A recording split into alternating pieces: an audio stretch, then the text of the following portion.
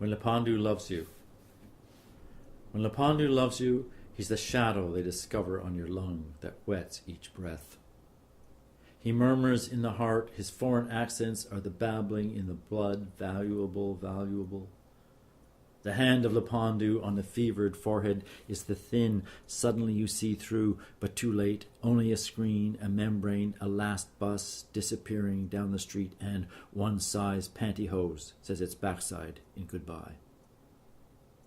Lependu isn't easy to pin down, having just vanished, leaving stupid messages like rabbit turds from the dream you can't remember. Absence is edge, corporeality is Florida, one size pantyhose, and crap like that. Nevertheless, when Dundas Street expects Lependu to be in the air on Friday night, she grins like an extra long, unplayed piano.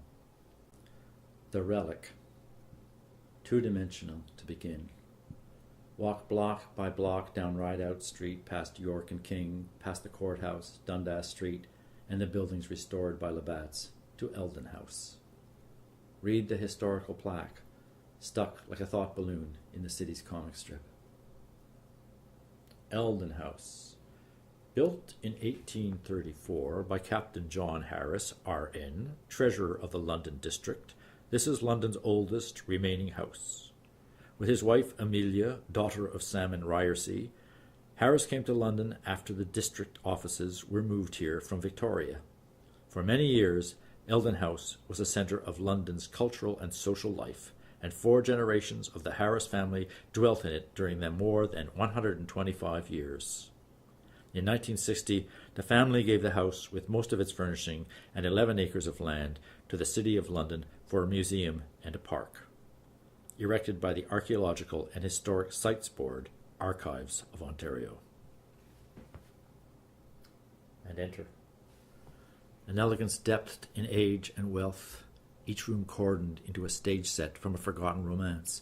You must know, Charles, that I can never marry, for I must not break my oath to Cecil, and so forth. But elegance spiced with unusual objects, an elephant's foot umbrella stand, a rhinoceros foot wine bottle holder, hallways lined with trophies, the skulls and antlers of exotic animals, hartebeest, waterbuck, sable antelope, eland, kaidu, roan antelope, Seymour's gazelle, Thomson's gazelle, Gemsbrook duiker, springbok, Walker's gazelle, Cape buffalo, lion, impala, warthog, and, slight pause, Cornelius Burley. Less useful than a rhino's foot, the skull sits in a wooden box. The top half is missing, so that your eye can slide down its inner curves, soft as foothills and women. It holds your glance, first in surprise and then seductively. You find your eye begin to play and swirl in its yellow-bound bowl like water in a toilet. You may feel a certain limpness of the tongue, a certain... Wait a minute. Slowly. Read the inscription. This is the skull of Cornelius Burley, first man ever to be hanged in London, 1830. He was also the second man to go to the gallows in London. The rope broke on the first try. His skull was given to Orson Squires Fowler, a young Yale student who happened to be in London, and he toured the world with it for 50 years, lecturing on phrenology. He became a multimillionaire, and in the late 1880s again found himself in London when he gave the skull to the Harris family as a souvenir. The comforts of fact, the happy if-thens of phrenology, souvenirs. After this first clumsy attempt by our ancestors to make Cornelius Burley permanent, so says an eyewitness, the condemned man behaved in a most helpful manner, uttering no complaint but opening his shirt to receive the new rope and climbing willingly back onto the scaffold. It seemed, quote, as if the world was lost from his view. The skull consumes its history. Cornelius Burley, murderer, arsonist, horse thief, has long since vanished down its throat hole, and the wound, the entrance, exit, still remains there, sucking on your eye-beam like an immense appetite outside that sucks this pinprick in the eggshell of the world. Le Rebbe De Pandu. He does not dream backward into daisies in a hayfield, swallows in the mellow wealth of an evening's ale-flavoured light, longing towards him as a look. Lependu is not hungry for perspective, all those vanishing points, persons in crescendo and diminuendo, as he spins beyond their gravity, the skinny needle spinning free from all the ping-pong of attraction and repulsion, spinning out beyond us, entering his pain he wears, the twisted smile, the question mark, couchant. Lependu, who no longer looks to us for answers, who is casually hunting, trolling his smile the way the talons lazily trail above the slow circling of the earth. His silence acrid as aspirin on our tongues, the fear dangling its diamond fishhook, life insurance in our bloodstream. The lips, the teeth, the tip of the tongue. That final syllable so hard in plain English Canadian. The narrowness of U, suggestion of a Z, Lependu. Say it like sipping very dry wine, perhaps with fingers clustered in the air. To tell the truth in French, says Conrad, n'est pas possible, and so also, says Lependu, is the truth untold dans la musique. Scales and exercises, études, séances, technical pursuit, until you catch him by mistake. Lependu nearly materialized by his blackbirds. Along the scarecrow's arms and head and shoulders sit the blackbirds, laughing. This is an image of a scarecrow thinking about blackbirds, they laugh, thinking of themselves as the thinking of the scarecrow. Ha! Hilarity fills the air around the scarecrow. This could almost twist the stitched mouth into smiling. To his blackbirds he seems suddenly bemused. August. Everything is full, but she keeps pumping on the inside, chinsing up the outside, till her month becomes a regular rococo whorehouse and an expanding economy. Back and forth, salam, salam, the sprinklers graze and prey on plush carpets of grass. Beer becomes sweat. The heavy air surrounds, mothers us to immobility. The mind melts, the elements slump.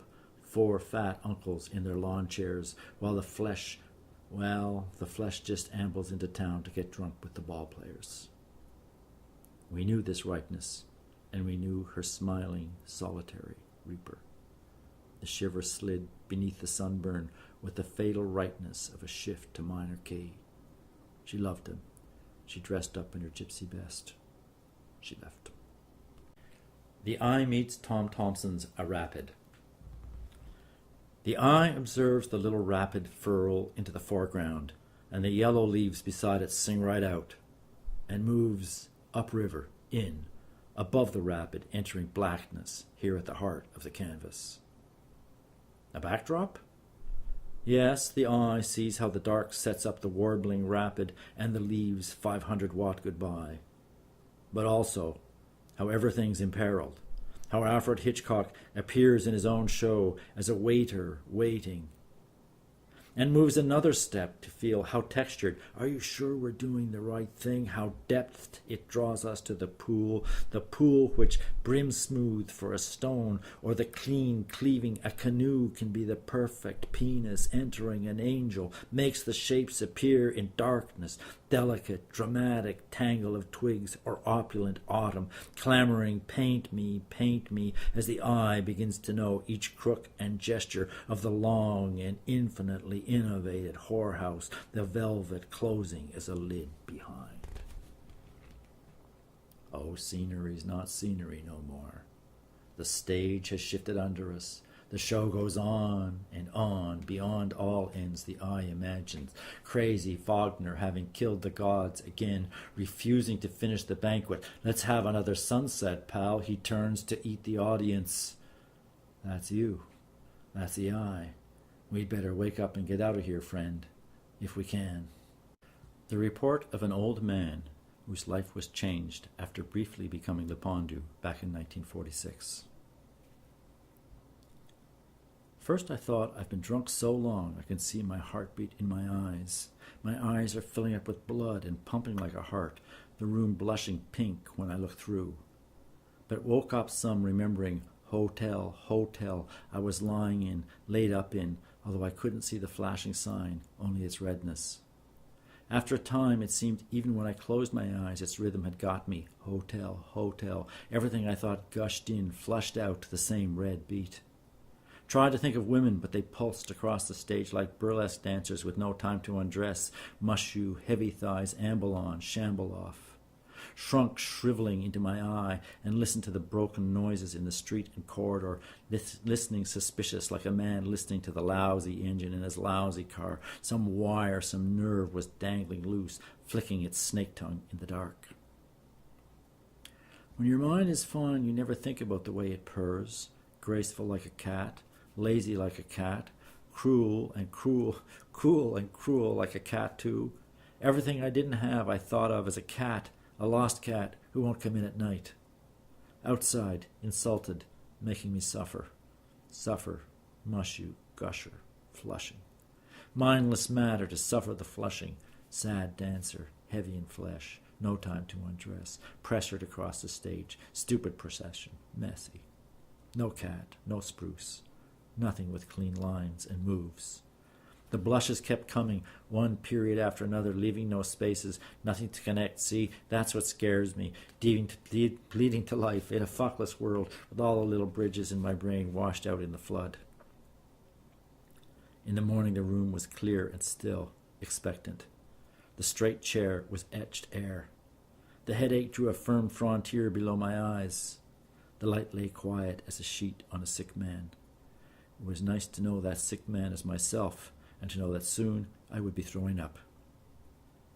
Up and down that corridor a dozen times to the can to puke, throwing out everything old and mouldy, puking clean of sickness itself, a fine clear ringing in my head like the wind in the guy wire of a lands and forest tower as you set your foot on the ladder's bottom rung, the zinging growing every time I made that trip and threw up everything that tied me down. A goddamn religious posture too, I thought.